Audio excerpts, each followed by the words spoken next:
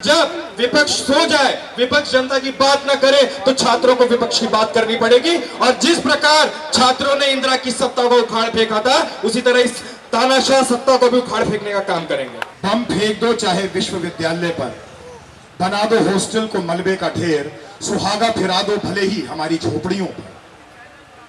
मेरा क्या करोगे, मैं तो घास हूं, हर चीज पर उगाऊंगा। कैंपसों को इस तरह से गुलजार देख करके अगर कोई वाकई खुश होगा तो सावित्रीबाई फूले और फातिमा शेख से ज्यादा खुशी किसी को नहीं होगी, जो ऐसा ही कैंपस बनाना चाह रहे थे। स्टूडेंट्स के पास जो ताकत होती है उसके सामने कोई भी ताकत खड़ी नहीं हो सकती, और ये इन लोगों को शायद हम लोगों से ज्यादा बेहतर पता है।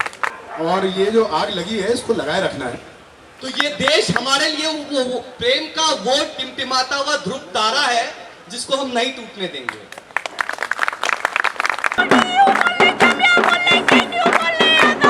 आजादी आजादी आजादी आजादी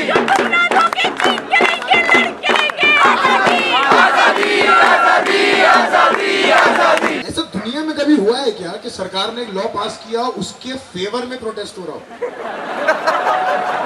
मुझे मालूम नहीं है, मतलब मैं उतना पढ़ा लिखा आदमी नहीं हूं। इसका मतलब समझ में आ रहा है ना, इसका मतलब डर अंदर तक बैठ गया है।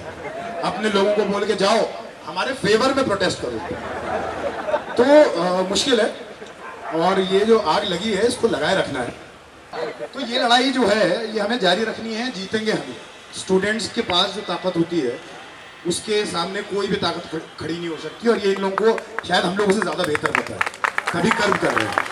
जब विपक्ष सो जाए, विपक्ष जनता की बात न करे, तो छात्रों को विपक्ष की बात करनी पड़ेगी। और जिस प्रकार छात्रों ने इंदिरा की सत्ता को उखाड़ फेंका था, उसी तरह इस तानाशाह सत्ता को भी उखाड़ फेंकने का काम करेंगे। आप इलाहाबाद की मिट्टी लाइए, और पटना की मिट्टी लाइए, बंबई की मिट्टी लाइए, औरंगाबाद की मिट्टी लाइए, हैदराबाद की मिट्टी लाइए, उस मिट्टी की जांच कीजिए, उसके अंदर आपको मुसलमानों की वतन परस्ती के सबूत मिल जाएंगे।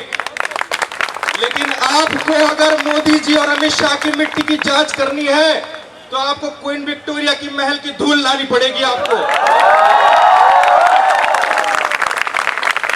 मीडिया से अनुरोध है कि वो अपनी नैतिक जिम्मेवारी को निभाएं और इस देश के गरीब, गुरबा, दलित, पिछड़ा के समर्थन में बात करें। सरकार ने पीआईबी बनाई है, सरकार ने अपना प्रोपेगेंडा चलाने के लिए पीआईबी बनाई है। उसे जी न्यूज की जरूरत नहीं है, उसे नेटवर्क 18 की जरूरत नहीं है, और उसे रिपब्लिक की भी जरूरत नहीं है भाई, उसे काहे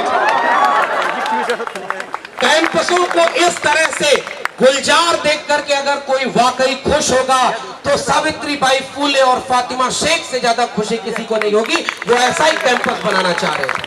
बाबा साहब अंबेडकर ने मनुस्मृति जलाई थी, हम फिर से उसको याद कर रहे हैं और संविधान का नाम लेकर के कैंपस को गुलजार करें।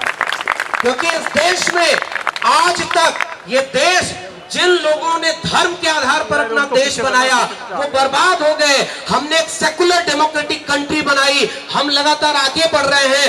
कुछ लोग फिर से इसे धर्म के नाम पर बनाना चाह रहे हैं। हम फिर से कह रहे हैं तुम आजादी के समय जो माफी मांग रहे थे वही स्टैंड ठीक था। 70 साल में जमहूरियत इतनी मजबूत हो गई है कि अब वाकई ये हिंदू राष्ट्र तो नहीं बनेगा, ये संविधान से चला था, संविधान से ही चलेगा। और सरकार ये जान ले कि मुसलमान जो समुदाय है वो ऑलरेडी अपना देशभक्ति प्रूव कर चुका है, हिंदुस्तान में रह करके ही, भारत में रह करके ही। तो उनके ऊपर बार बार जो क्वेश्चन मार्क उठाया जा रहा है वो कहीं ना कहीं एक पॉलिटिकल जो थॉट है उससे प्रेरित है। उनके ऊपर बार बार अटैक करके जो मेन मुद्दे हैं वहां से लोगों का ध्यान भटकाया जा रहा है। बीजेपी अपने वीडियोस निकाल रही है कि ये एंटी मुस्लिम नहीं है।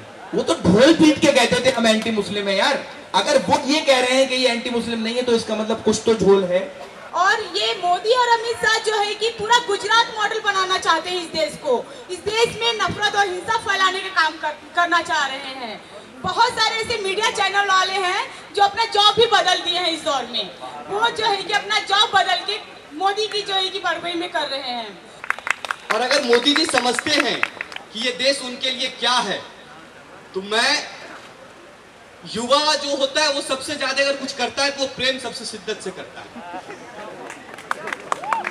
तो ये देश हमारे लिए वो प्रेम का वो टिमटिमाता हुआ ध्रुव तारा है जिसको हम नहीं टूटने देंगे।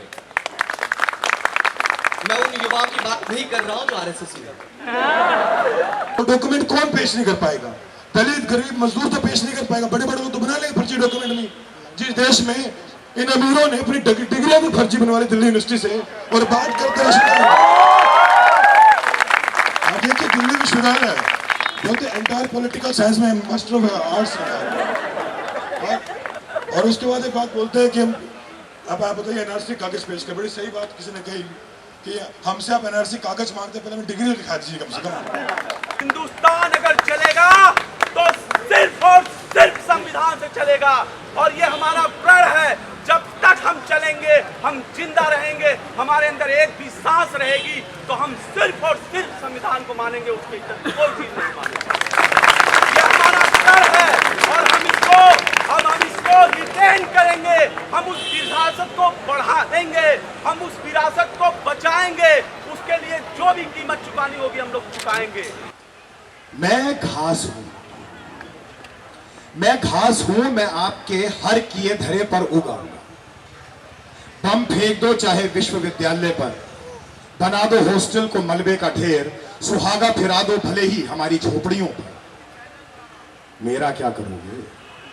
मैं तो घास हूं, हर चीज पर उगाऊंगा। बंगे को ढेर कर दो, संगरूर मिटा डालो, धूल में मिला दो लुधियाना जिला, मेरी हरियाली अपना काम करेगी।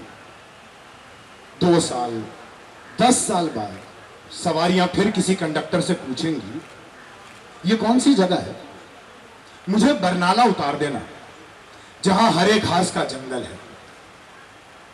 मैं घास हूं, मैं अपना काम करूंगा, मैं आपके हर किए धरे पर उगाऊंगा। Thank you.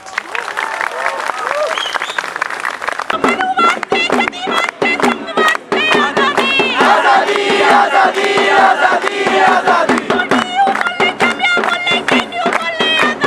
आजादी आजादी आजादी आजादी